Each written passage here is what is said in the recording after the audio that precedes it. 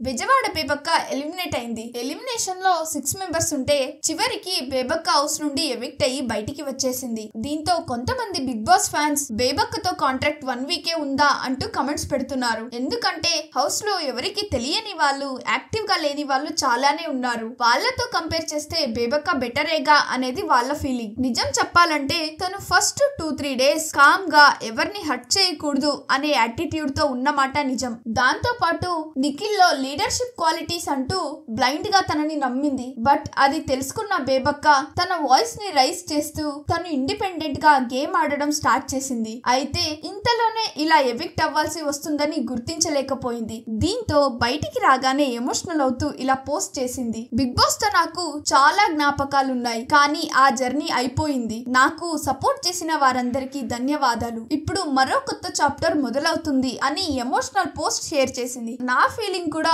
బేబక్క మరి ఇంత త్వరగా బయటికి రావాల్సిన కంటెస్టెంట్ అయితే కాదు. మరి మీరేమనుకుంటున్నారో కమెంట్ చేయండి. అండ్ ఫైనల్లీ వెళ్లే ముందు వీడియో నచ్చితే లైక్ చేసి ఎస్ఆర్ జనరల్ టాక్స్ ని సబ్స్క్రైబ్ చేసుకోండి.